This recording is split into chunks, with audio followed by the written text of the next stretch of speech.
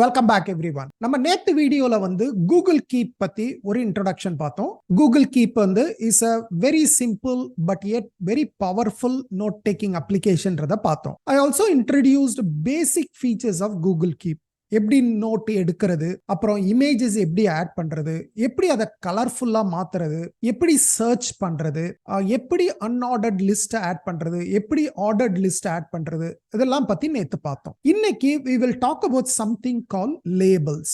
இந்த வீடியோ உள்ள போறதுக்கு முன்னாடி we will try to understand how we organize information. இப்போ நம்ம ஒரு லேப்டாப்போ ஒரு பிசியோ யூஸ் பண்ணும்போது நம்ம நிறைய ஃபைல்ஸ் இருக்கும் இல்லையா, நிறைய ஃபைல்ஸ் டெய்லி நிறைய ஃபைல்ஸ் கிரியேட் பண்ணுவோம். ஒரு எக்ஸல் ஃபைலா இருக்கலாம், ஒரு வேர்ட் ஃபைலா இருக்கலாம், ஒரு பவர் பாயிண்டா இருக்கலாம். So we keep creating lot of files. இந்த files எல்லாம் நம்ம ஸ்டோர் பண்றது ஜெனரலா we try to organize. நம்ம we organize through what is called as folders. Folders இருக்கும். உங்களுடைய லேப்டாப்பை ஓபன் பண்ணீங்கன்னா நிறைய folders இருக்கும். ஃபார் எக்ஸாம்பிள் பர்சனல் ஃபைல்ஸ் எல்லாம் ஒரு பர்சனல் ஃபோல்டர்ல வச்சிருப்பீங்க. ஆஃபீஸ் ஃபைல்ஸ் எல்லாம் ஒரு ஆஃபீஸ் ஃபோல்டர்ல இருக்கலாம். போட்டோஸ் எல்லாம் தனியா ஒரு போட்டோஸ்னு ஒரு ஃபோல்டர் போட்டு அதுக்குள்ளார இருக்கலாம். இன்கம் டாக்ஸ் டாக்குமெண்ட்ஸ் எல்லாம் அதுக்கு ஒரு தனி ஃபோல்டர் போட்டு வச்சிருப்பீங்க. ஸோ ஜென்ரலா நம்ம நம்மளுடைய இன்ஃபர்மேஷனை we try to organize through what is called as folders. But இந்த ஃபோல்டர்ஸ்ல இருக்க ஃபண்டமெண்டல் ப்ராப்ளம் என்னன்னா, ஒரு ஃபைல் ஒரு ஃபோல்டருக்குள்ளார தான் இருக்க முடியும். சே ஃபார் எக்ஸாம்பிள், இப்போ என்கிட்ட ஒரு பர்சனல் ஃபோல்டர் இருக்கு, ஒரு ஆஃபீஸ் ஃபோல்டர் இருக்கு. Let's say I have another folder called expenses. ஒரு 3 ஃபோல்டர் இருக்கு, பர்சனல், ஆஃபீஸ், எக்ஸ்பென்சஸ். ஸோ என்னுடைய எக்ஸ்பென்சஸ் எல்லாம் I want to store in a file or in a folder called எக்ஸ்பென்சஸ்னு ஒரு ஃபோல்டருக்குள்ளார தான் நான் எல்லா எக்ஸ்பென்சஸ், நான் கட்டுற பில்லு அல்லது நான் இப்போ ஏதாவது பர்ச்சேஸ் பண்றேன், அதெல்லாம் அதுக்குள்ளார I want to store it. But இப்போ என்ன ப்ராப்ளம் வரும்னாக்கா, say for example I have a file called personal expenses. So இந்த ஃபைலை நான் இந்த பர்சனல் ஃபோல்டர்ல போடுறதா அல்லது எக்ஸ்பென்சஸ் ஃபோல்டர்ல போடுறதா? Because it is personal expenses. So நான் எக்ஸ்பென்சஸ் ஃபோல்டருக்குள்ளார போட்டேன்னா பர்சனல்ல நான் என்னால் சர்ச் பண்ண முடியாது. நான் நாளைக்கு திடீர்னு எனக்கு ஏதோ ஞாபகம் வருது, ஓ இது பர்சனல் இல்லை, பர்சனல் பர்சனல் ஃபோல்டர்ல தானே போட்டிருப்போம், நான் அங்கே போய் சர்ச் பண்ணுவேன். ஆன் த அதர் ஹேண்ட், ஓ இது பர்சனல் எக்ஸ்பென்சஸ் தானே, ஸோ எக்ஸ்பென்சஸ் ஃபோல்டர்ல போட வேணாம், பர்சனல் ஃபோல்டர்ல போடலான்னு போட்டுட்டேன்னா நாளைக்கு எக்ஸ்பென்சஸ் சர்ச் பண்ணும்போது அந்த ஃபைல் வராது. So unfortunately there is no way for me to put the same file into the personal folder as well as expenses folder unless I am duplicating the file. But I don't want to duplicate. So folderல problem இதுதான். You cannot put the file in multiple locations. So either I need to create expenses குள்ளார personal expenses னு இன்னொரு folder create பண்ணணும், office expenses னு இன்னொரு folder create பண்ணாக்க maybe I can keep them separate. அல்லது personal folder குள்ளார sub folder expenses create பண்ணி then I keep personal expenses. அதே மாதிரி ஆஃபீஸ் குள்ளார சப் ஃபோல்டரா எக்ஸ்பென்சஸ் கிரியேட் பண்ணி அதுக்குள்ளார I can store it. So this is the fundamental problem with folders. Folders does not allow you to naturally access your information. It forces you forcibly, இப்படித்தான் நீ follow பண்ணணும்னு ஒரு system folder tries to make you follow. இந்த ப்ராப்ளத்தை தான் labels அல்லது டேக்னு சொல்லுவோம். டேக்ஸ் நிறைய அதர் அப்ளிகேஷன்ஸ்ல they call it tag, but Google Keep calls it as label. So label try to overcome this. So which means I can put a file in 2 locations and I can access it. Actually labels அல்லது tags ஓட purpose என்னன்னா, file ஒரு இடத்துல தான் இருக்கும், but I will have 2 pointers. பர்சனல்னு ஒரு pointer இருக்கும், எக்ஸ்பென்சஸ்னு ஒரு பாயிண்டர் இருக்கும். both will be pointing to the same file. So அந்த ஃபைல்ல நான் எந்த சேஞ்சஸ் பண்ணாலும் I can access it. So லேபிள்ஸ்ங்கிறது கூகுள் கீப்பை பொறுத்த வரைக்கும் a way of organizing information. நம்ம நிறைய இன்ஃபர்மேஷன் சேர்ந்துக்கிட்டே இருக்கும், நிறைய நோட்ஸ் எடுத்துக்கிட்டே இருப்பீங்க. At some stage you want to organize it. So organize பண்ணாம இருக்கலாமா? That's also fine. Actually I try not to organize too much. I want to leave it as it is. ஏன்னா இன்னைக்கு church function very powerful. Church ஃபங்க்ஷனை வச்சு நம்ம எந்த information எந்த நோட்டை வேணா ரொம்ப ஈஸியா எடுத்துடலாம். ஸோ அதனால தேவையில்லாம ரொம்ப ஆர்கனைசேஷன் கொண்டு வரணும்னு ட்ரை பண்ணாதீங்க. நேச்சுரல் ஆர்கனைசேஷன் இருந்ததுன்னா fine, but don't try to force, ஐயோ வேணும் இதை இந்த ஃபைலுக்குள்ள போகணும், இது அந்த ஃபைலுக்குள்ள போகணும், இதை இந்த லேபிள் வேணும், ஒவ்வொரு நோட்டுக்கும் லேபிள் வேணும்ன்ற அவசியம் இல்லை. With that introduction, let's go into the application. இப்போ இந்த லெஃப்ட் சைடு பாத்தீங்கன்னா நோட்ஸ், ரிமைண்டர்ஸ், எடிட் லேபிள்ஸ். நோட்ஸ்ங்கிறது basically it is a kind of like folder. ரிமைண்டர்ஸ்ங்கிறது ஒரு ஃபோல்டர். நம்ம ரிமைண்டர் ஏதாவது நோட்ல கொடுத்தோம்னா அந்த ரிமைண்டர்ஸ் எல்லாம் இங்க வரும். But still we have not created any reminder, அதனால ஒண்ணும் இல்ல. ஆர்கைவ்ங்கிறது நீங்க எந்த நோட்டையாவது ஆர்கைவ் பண்ணீங்கன்னா, say for example I come here, let's say இந்த அர்ஜென்ட் டாஸ்க் வந்து I am not interested anymore. So I click the archive. ஆர்கைவ்னு ஒரு பட்டன் இருக்கு பாருங்க. So I come here, you can see the archive button. இந்த archive பட்டனை click பண்ணீங்கன்னா, இதை கிளிக் பண்ணீங்கன்னாக்க இட் வில் பி ஆர்கைவ்ட்.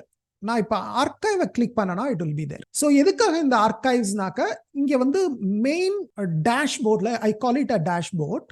இந்த டேஷ்போர்ட்ல நிறைய இன்ஃபர்மேஷன் சேர்ந்துகிட்டே இருக்கும். ஒரு 100 நோட்டு 500 நோட்டுன்னு வந்துடும். சில சமயம் it's becomes very difficult for us to focus. எதை ஃபோக்கஸ் பண்றது, எது இம்பார்ட்டன்ட் இன்ஃபர்மேஷன், அது நமக்கு தெரியாது. ஸோ சில சமயங்களில் தேவையில்லாத இன்ஃபர்மேஷனை you can archive it. But நமக்கு தேவைன்னா we can always search for it. For example, if I search urgentன்னு சர்ச் பண்ணோன்னா, இந்த டாஸ்க் வந்து, இந்த நோட் வந்து even though it is in the archive, it is coming up. So archive பண்றதுக்கு பயப்பட வேணாம், தைரியமா ஆர்கைவ் பண்ணுங்க. ஸோ வி ஹேவ் நோட்ஸ்னு ஒரு ஃபோல்டர் இருக்கு, ரிமைண்டர்ஸ்னு ஒரு ஃபோல்டர் இருக்கு, ஆர்கைவ்னு ஒரு ஃபோல்டர் இருக்கு, ட்ராஷ். இதையா டெலீட் பண்ணீங்கன்னா இங்க வந்துடும். இதெல்லாம் வந்து பை டிஃபால்ட் அங்கேயே இருக்கு. we can also add something called labels. இந்த நோட் வந்து 5 process groups in project management.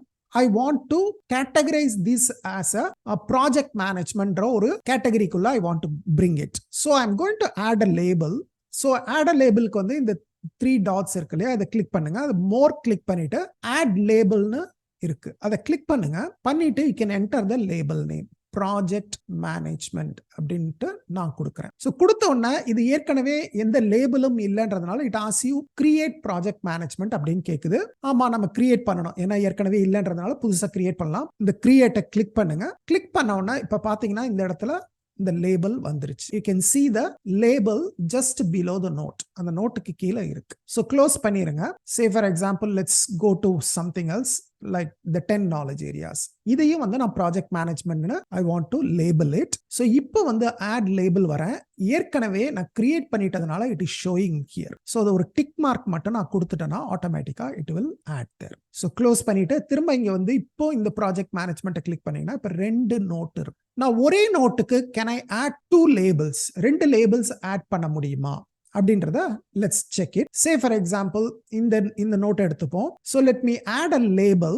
I'm going to add a label called note taking. I'm going to create it. It's a new one. Then I am also going to add one more note like Google Keep நான் add பண்றேன். So I'm going to create another one. So இப்போ பாத்தீங்கன்னா இந்த நோட்ல 2 இருக்கு. ரெண்டுமே you can see that Google Keep இருக்கு, note taking இருக்கு. So I am given 2 labels.